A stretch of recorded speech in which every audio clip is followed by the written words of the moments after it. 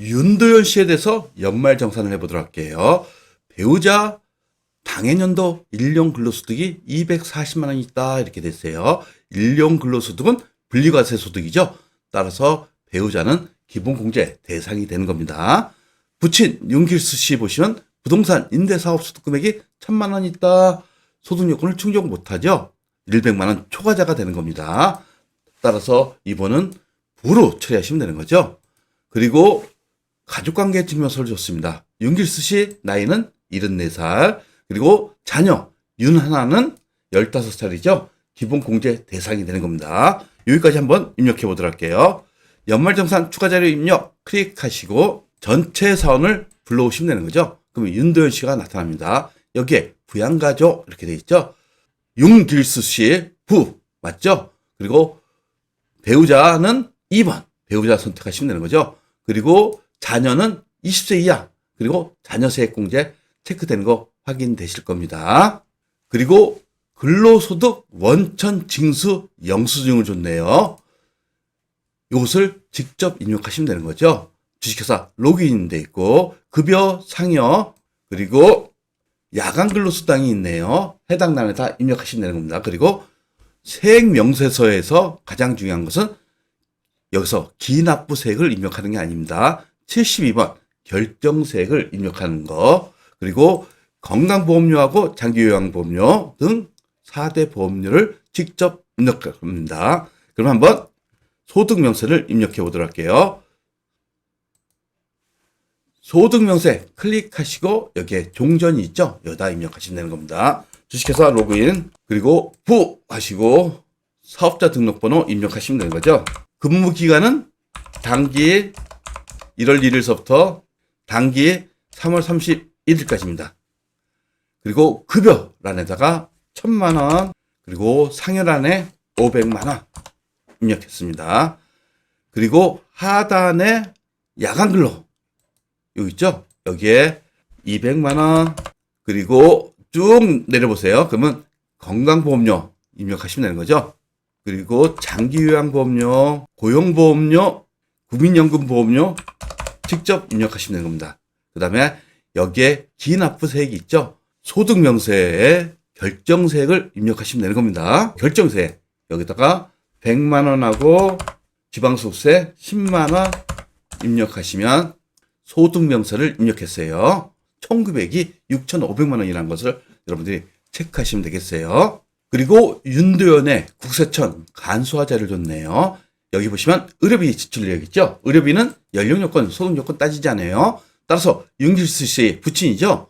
부로 됐으니까 이 부분에 대해서는 의료비 공제가 되는 겁니다. 여기 보시면 하단에 600만 원이 있죠. 그리고 여기 안경구입비가 있어요. 안경구입비는 한도가 50만 원이죠.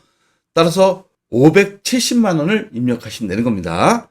그리고 하단에 보시면 여기에 의료비에는 보험회사로부터 수령한 실손보험금 100만 원이 있다. 이 부분을 이제 입력하시면 결국 차감돼 갖고 470만 원이 대상이 되는 거예요. 다음 보시면 신용카드가 있었죠. 본인 신용카드니까 해당 란에다 입력하시면 돼요. 일반 신용카드가 1,500만 원, 전통시장 300만 원, 대중교통 200만 원, 총 2,000만 원 입력하시면 되는 거죠. 그리고 전년도 신용카드 사용액이 1,500만 원 있어요. 결국 신용카드 소비 증가분에 대해서 입력하라는 얘기입니다. 당해년도는 2,000만 원, 전년도는 1,500만 원이죠. 따라서 증가분이 500만 원이 있다는 거, 그것을 입력할 겁니다. 기타 참고자료 보시면 특례 기부금 있죠. 50만 원, 사회복지공동모금에 이것은 특례 기부금에 해당되는 거죠. 그리고 월세 납입 영수증이 있어요. 임대인 홍길동, 그리고 하단에 보시면 월세 금액 있죠. 2000X년은 360만 원, 요금 금액을 입력할 거예요. 그리고 계약 면적하고 기준시가 3억 원 이하 주택이 되는 거죠. 따라서 이것은 월세세액 공제 대상이 되는 주택이 되는 겁니다. 그러면 신용카드 등 있죠. 윤도현 씨 국세청 자료란에다 신용카드 1,500만 원이죠. 전통시장이 300만 원, 대중교통이 200만 원. 단기분은 찍게 돼요. 정기분 입력하시면 되는 거죠. 얼마? 1,500만 원. 이렇게 입력하시면 되겠어요. 의료비 여기서 F2를 이용해서 윤길수 씨 불러오시면 되는 거죠.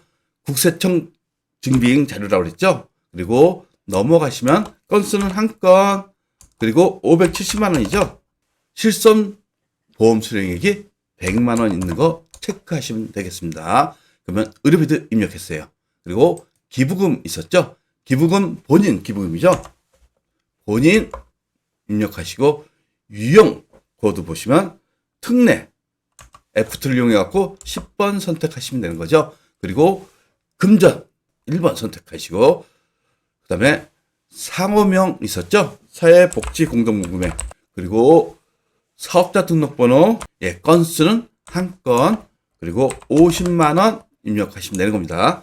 그리고 여기서 중요한 것은 기부금 조정란에 가서 여기 공제금액 계산 클릭하시면 되겠죠. 그리고 공제금액을 반영하시면 되는 겁니다.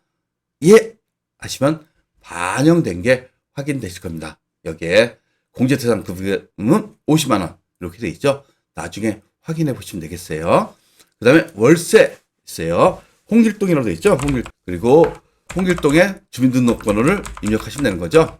그리고 아파트 5번 선택하시고 85평방미터 그리고 개시일은 당기 4월 1일서부터 종료일이 2년 후죠. 당해년도 연간 월세액 줬죠. 360만 원.